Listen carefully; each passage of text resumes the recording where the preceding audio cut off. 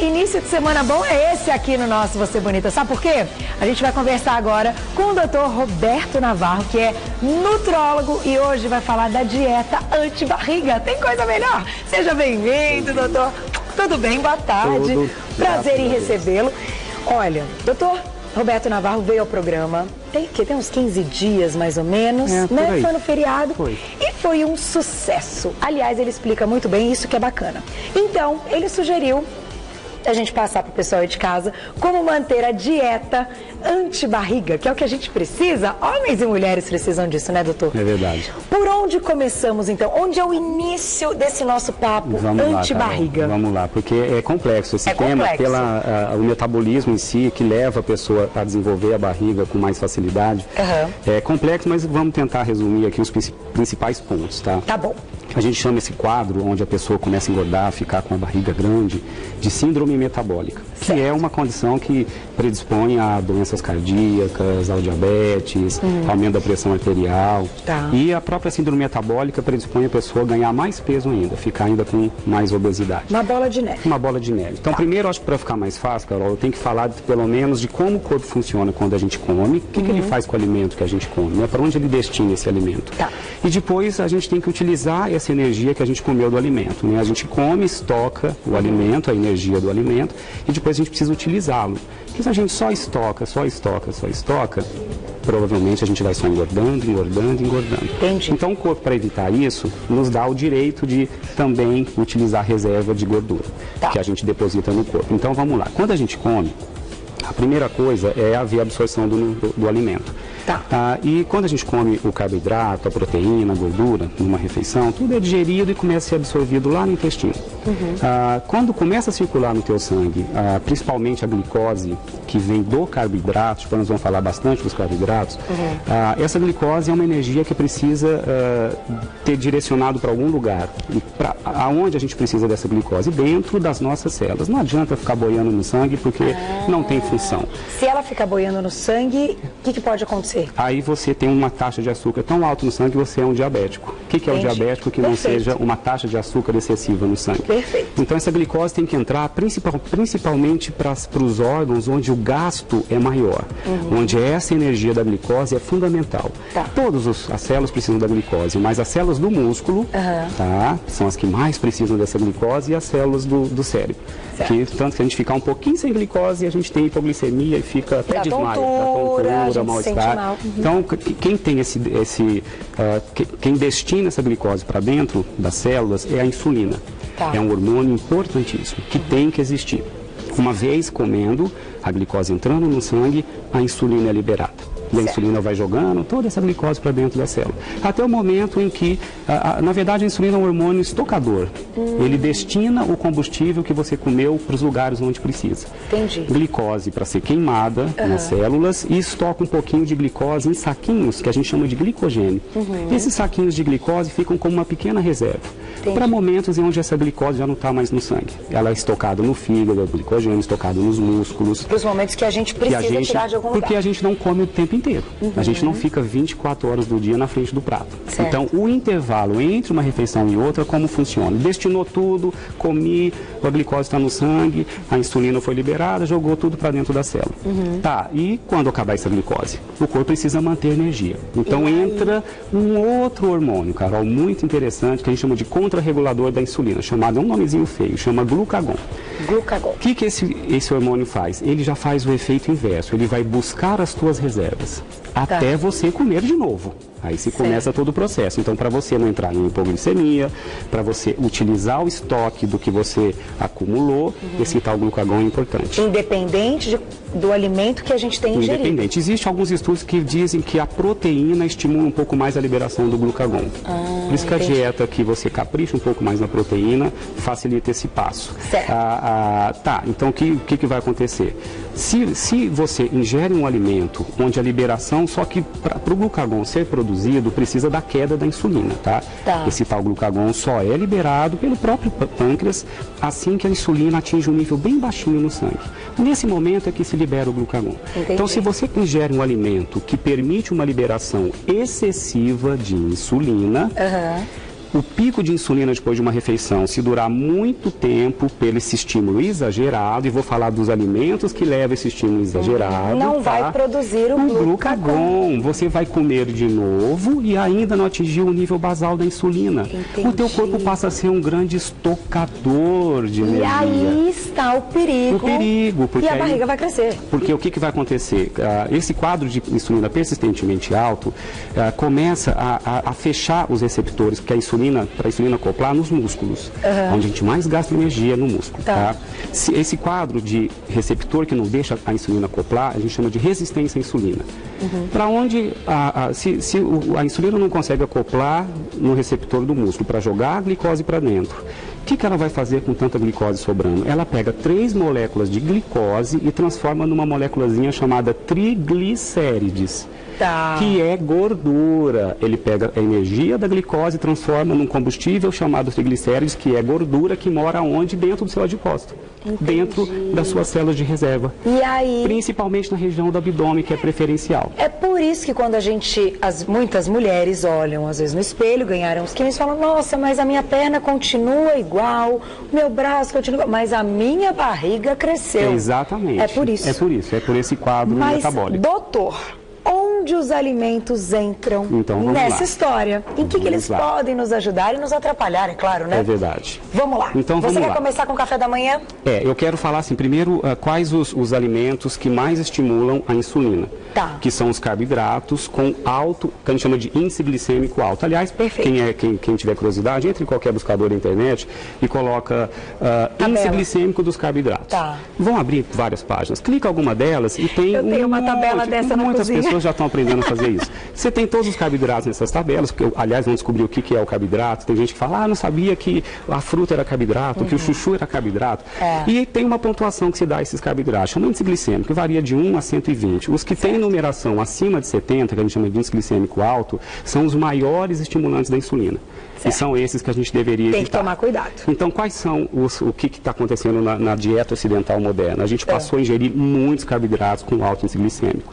Então, eu coloco aqui pelo menos 2 vilõezinhos que a gente tem que evitar, que é a farinha branca refinada. O que a farinha branca refinada vira? Olha isso aqui. Ela vira pão branco, bisnaguinha. Não vou dizer que é uma delícia, porque realmente são deliciosos, mas tem um índice glicêmico alto. Então, quanto a gente deve consumir na semana? Quem tiver vontade. Olha, quem não abre mão, só no café da manhã seria interessante. Não mais do que isso. Porque o que eu vou tentar passar aqui é justamente as escolhas mais adequadas para que você não desenvolva a síndrome metabólica e não aumente a sua barriga. Ou para quem já está com a barriga maior e ficar com ainda maior ou dificuldade de perder pela escolha errada dos alimentos. O açúcar, que é muito gostoso, mas o açúcar, sem dúvida, é os maiores índices glicêmicos estão aqui dos carboidratos, na farinha branca refinada e no açúcar. Açúcar e derivados, né, Carol? Doce, geleias, que vão açúcar. Quem quiser fazer uma dieta anti-barriga, tem que tirar isso aqui. Esquece. Eu trouxe como exemplo do que você deveria evitar. Você não começar o café da manhã com o pãozinho refinado. Sabia que existe, gente, nas padarias, o pão francês com metade da massa integral? Já existe o pão francês integral. O índice glicêmico é menor. Daqui só a bisnaguinha, que eu nunca vi integral. Esses têm integral. O pão de forma também já tem integral e o pão francês já tem integral. E vamos trocar então para o que eu faria? Vamos fazer o que você faria. O que seria interessante, tá? E um detalhe, Carol, a glicose, o carboidrato que vira glicose, que é o vilão que faz com que a insulina seja liberada em excesso, a absorção da glicose é menor quando a proteína está na mesma refeição. Entendi. A proteína freia a velocidade de absorção da glicose. Então é legal comer junto. Tem que comer proteína e carboidrato junto. Eu acho que a dica bacana é sempre colocar proteína e carboidrato no mesmo alimento. Isso metabolicamente é interessante. Não existem tantos estudos focados nisso, mas as evidências estão grandes nisso aí. Doutor, eu vou fazer o seguinte, então. Preste atenção. Desafio, hein? Vocês gostaram, vocês viram que o negócio tá bom. O doutor vai passar café da manhã, o lanchinho da manhã, o almoço, o lanchinho da tarde e o nosso jantar, como deve ser na dieta anti-barriga. Mas é daqui a pouquinho. Você me espera, doutor? Daqui a pouquinho eu volto, porque eu quero saber. O negócio é bom demais, anti-barriga é bom demais. Até daqui a pouco, doutor. Até daqui a pouco. Você que quer saber da nossa dieta anti-barriga, este é o momento. Vai mandando a sua dúvida, eu estou com vários e-mails, muitas mensagens no meu Twitter, porque o doutor Roberto Navarro está aqui para isso hoje, para tirar todas as nossas dúvidas. Vamos então às nossas refeições, doutor? Vamos. O que a gente precisa? Então, vamos lá. Eu vou montando por um e só vou resumir os vilões da síndrome metabólica, resistência à insulina, aumento de peso, ganho de barriga, e os defensores. E os defensores, aqueles que a gente precisa comer. Então, o que aumenta síndrome metabólica ou ajuda a desencadear? Farinha branca refinada, açúcar, gordura trans, presente nos alimentos industrializados, bolos, biscoitos, bolachas, gordura saturada, presente na carne vermelha, presente nos embutidos, salame, presunto, mortadela e assim vai. E o que ajuda a evitá-la? Carboidratos com índice glicêmico baixo, gordura boa, gordura poliinsaturada presente em peixes, oleaginosas, castanhas, nozes, linhaça, abacate, azeite, e antioxidantes, vitaminas C, E, zinco, selênio, que são os maiores protetores das células para não desencadear resistência à insulina. Então isso vai combater a gordura. Agora fica fácil que eu vou montando e comentando cada prato. Combinado. Vamos lá então. Então vamos lá. Café da manhã. Daqui a pouco eu vou ler as dúvidas, hein? Café da manhã poderia ser o pão branco com a manteiga e o queijo amarelo? Tudo bem, mas... E aí? Gordura saturada, queijo amarelo, carboidratos com alto índice glicêmico e pobre em antioxidantes. Me conta, assim, eu não como manteiga, tá? Aí tem uma telespectadora nossa que me escreveu falando, Carol, mas enche o saco você falando que você não come manteiga, Carol. Doutor, explica o que a manteiga pode causar de problemas. A manteiga tem uma parte boa e uma parte que não é tão legal. O que é a parte boa da manteiga? Ela é uma fonte de cálcio, porque vem do leite, e é uma fonte de vitamina D, que também é importante para a saúde humana. O que estraga um pouco a manteiga? A gordura saturada, que é uma gordura...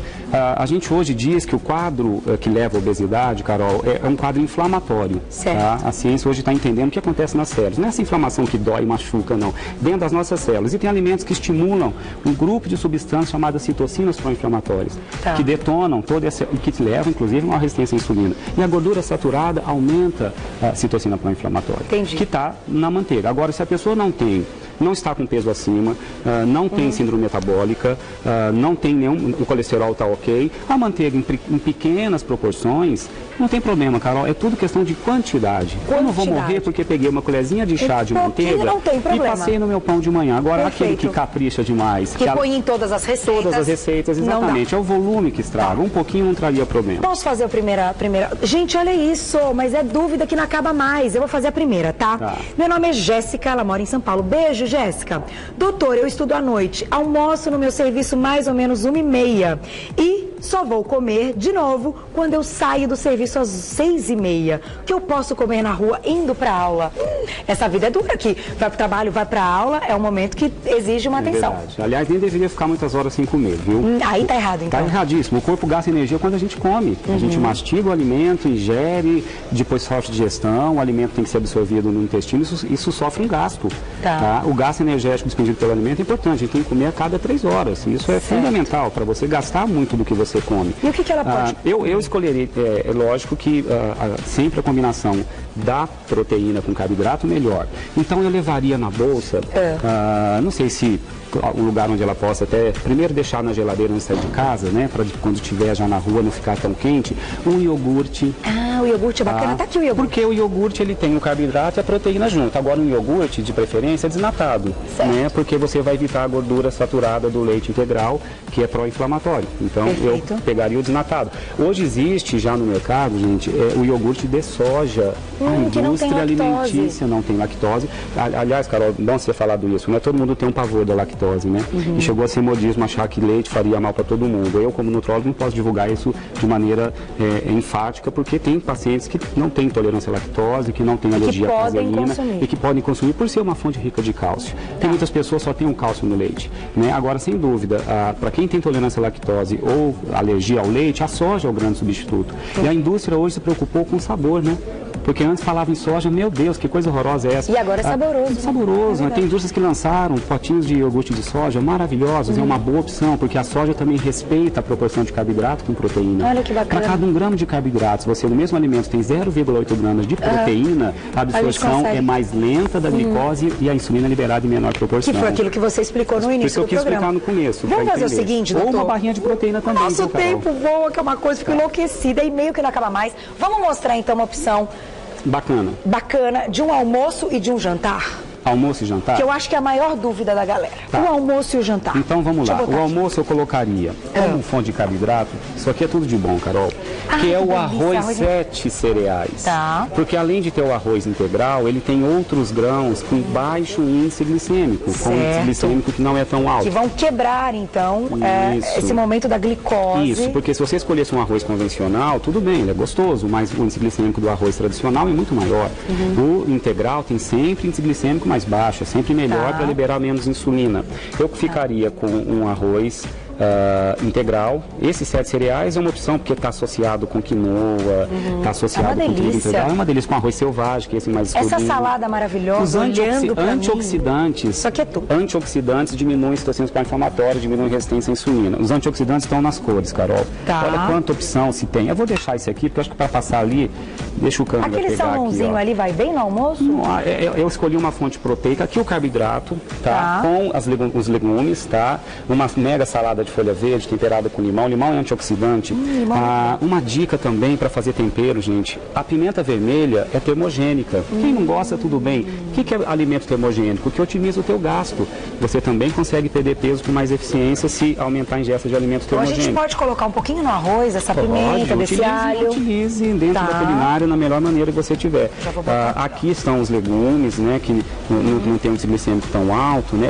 Eu sempre capricho nas cores, Carol. Eu sempre coloco amarelo, coloco verde, o roxo, o vermelho. Aqui é o pepino, a abobrinha, o chuchu, a berinjela. Quanto mais a gente tiver essa variedade, melhor. Porque é rico em antioxidante. Perfeito. O que mais que tem antioxidante? Vamos pegar aqui um bom óleo. Eu peguei o azeite para a gente temperar essa salada. O azeite extra virgem, tá, gente? O azeite é fonte de vitamina E, o azeite é fonte de gordura poliinsaturada, que diminui a citocina pró-inflamatória. É uma escolha fantástica. Ou se quiser variar, use um pouquinho. Almoço. Tempere a salada, experimente. Talvez vocês vão gostar muito. Com um pouquinho de óleo de coco. Óleo de coco. Doutor, você volta para falar do óleo de coco também? Falarei com o maior prazer. Gente, vocês não sabem. O que o tempo passou rápido hoje, doutor. O Mar acabou de me avisar. Faltam 30 segundos para acabar o programa.